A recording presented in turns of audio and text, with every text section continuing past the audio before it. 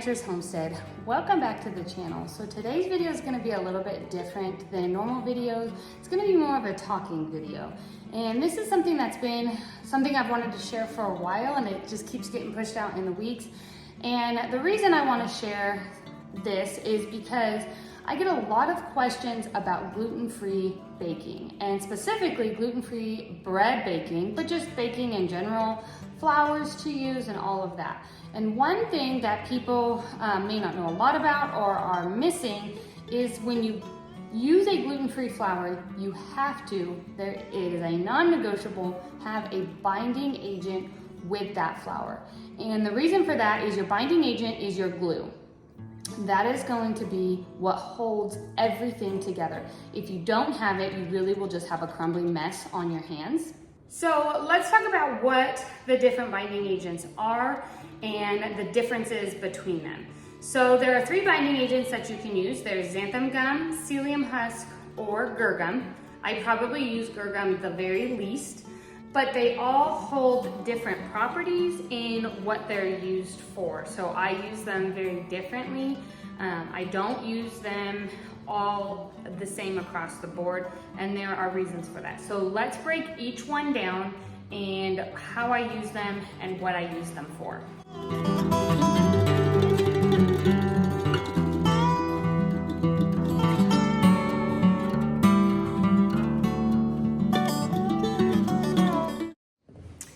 The first one we're going to talk about is xanthan gum.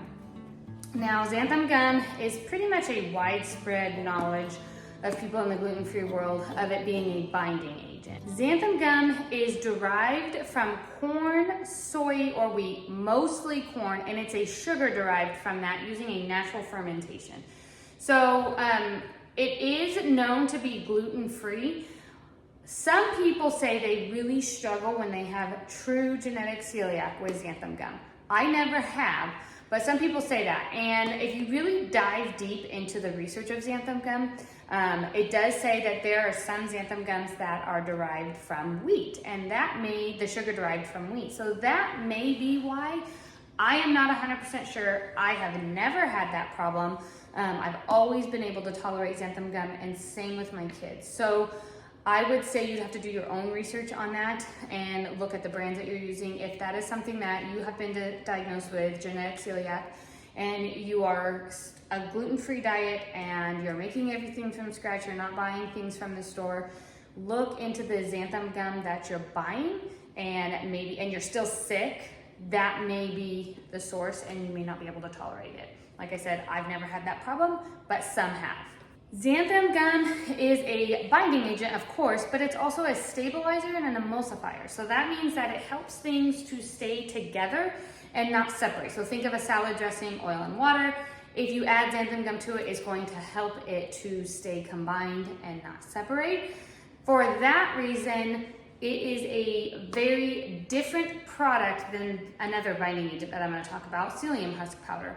And so I use xanthan gum in recipes, baked goods such as cookies, brownies, muffins, things that I don't need to shape or form into anything, that I actually pour them into some form of a dish that make it. And the reason for that is because this is not going to let you knead or shape any form of baked product. So in cookies, I use xanthan gum. I obviously make a cookie ball, but we're not adding any liquid, and so the butter in there helps me to shape it, but I'm not having to knead it, otherwise it would just kind of mush apart.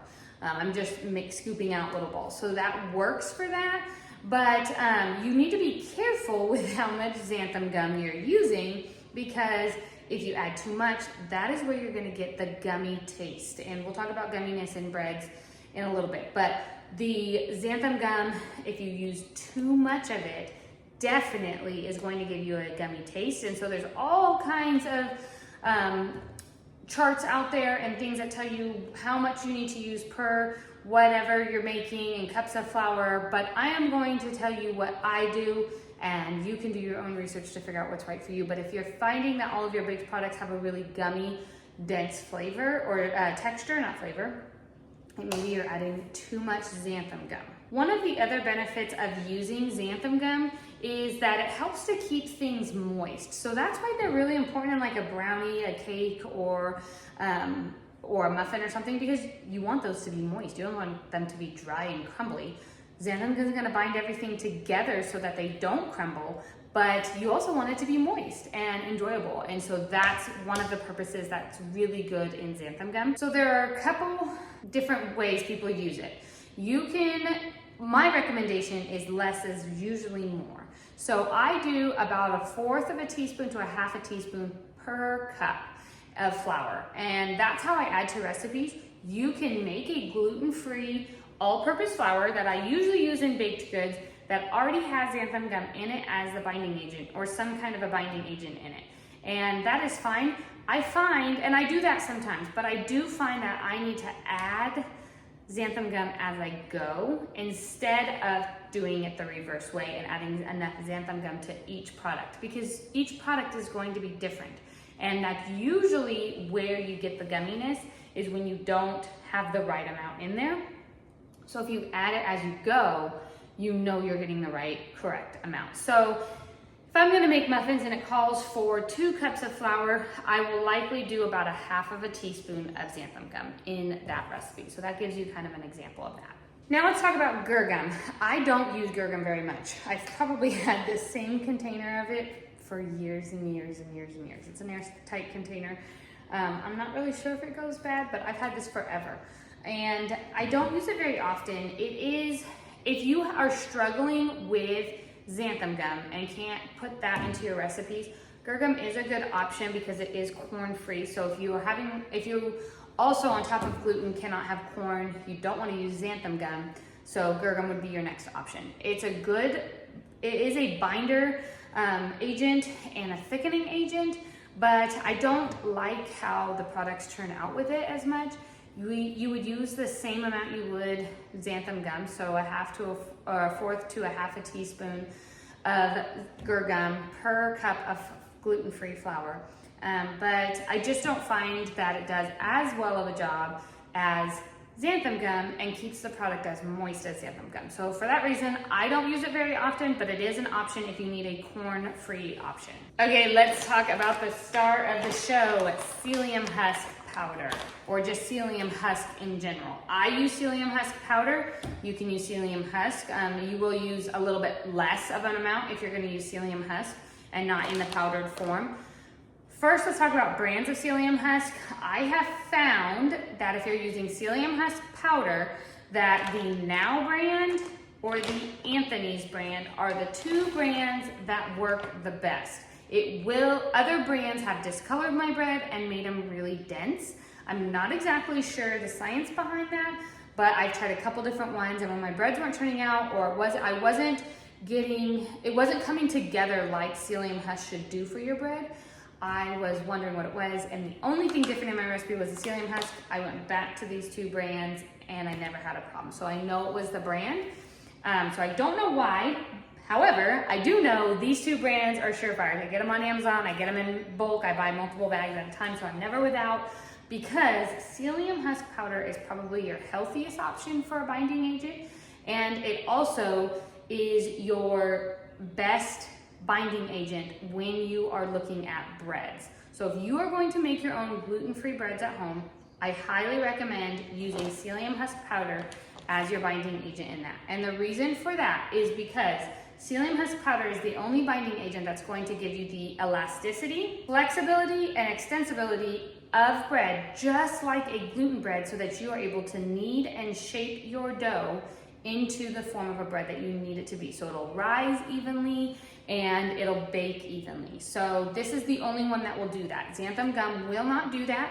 If you use xanthan gum bread, which I do have out there, it is going to be more like a very thick cake batter, which isn't wrong, but you need to have special pans to form that, and then it's almost like a bread cake instead of an actual bread. So if you're looking for a bread that is most like a gluten bread or a wheat bread, then you're gonna wanna use psyllium husk powder.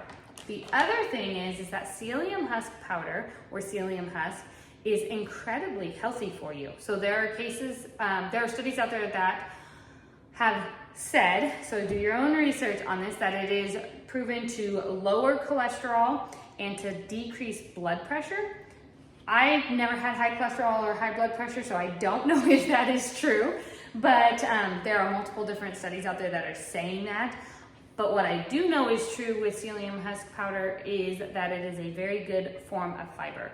So if you need to get some more fiber into your body, which when you're not using whole grain wheat, freshly milled wheat, you aren't getting good fiber in your body when you're just using a gluten-free diet. So all of us could use more fiber. Then I would highly recommend getting psyllium husk powder into your diet as a binding agent in your recipes. I use it mostly for bread. You can use it in everything, and actually they're saying now that you can do a 2-to-1 ratio substitution for xanthan gum. So if it calls for 1 teaspoon of xanthan gum in your recipe, then you'll do 2 teaspoons of psyllium husk instead of the xanthan gum. So try it out, use it at however you want to use it for. I use it for breads mostly. Xanthan gum is what I use for baked products. However, I'm actually starting to experiment a little bit more with switching over to psyllium husk for everything, and that is just because of the health properties of it. Gums are two different kinds of gums for binding agents are processed, highly processed, and so they have to be in order to turn them into what they are. And so if I'm really trying to stay away from anything that's processed or into my diet, then psyllium husk would be the much healthier option to make my products with that. Nothing says a good fiber muffin than if I were to use psyllium husk in my muffin recipe. So I'm starting to experiment with that and replace my xanthan gum for psyllium husk, but I still use xanthan gum. I don't believe in all the myths that it is extremely bad for you. There are a lot of people that say that they are derived from a bacteria, which is true because it is xanthan gum uses a fermentation process to get the sugar derived from the corn or whatever it is deriving it from. So that is true, but it's the healthy bacteria that are really good for us. So I don't believe in all of that, but I do believe that psyllium husk powder is the most healthiest option that you can use as a binding agent out of the 3 options that I give. I have never used flax seeds or chia seeds as binding agents. I know that there are plenty of people that have, and there's lots of things out on the internet that have used those. Maybe in the future it will be something that I experiment with and try those as binding agents. But as of right now, I have never used them as a binding agent, and so I do find that these 3 binding agents work best, especially when you're using it in a recipe that is using eggs. Those other chia seeds and flax seeds, I have heard, I don't know that for sure, that they don't work well if there's not eggs in the recipe. So I hope that clears up the 3 different kinds of binding agents that are most common in gluten-free baking, how to use them, when to use them, which recipes to use them in. If you go to the blog, I will link it in the description, you will see that all of my recipes will either call for psyllium husk powder or xanthan gum. I don't think there is one recipe out there on my blog that uses Guar gum. It is an option if you need to do corn-free, but those are the 2 that I use the most. I hope this gave you a little bit more insight into how to use them and why they are important to begin with. Make sure to like the video and subscribe to the channel so you don't miss any upcoming videos. I send out 1 video every single week. Jump on over to the blog, put in your email address and join our email community over there. I send out an email a week with the video of the week, different recipes and farm life and things like that. I hope that this video was helpful for you in your gluten-free journey, and we will see you next time. Take care.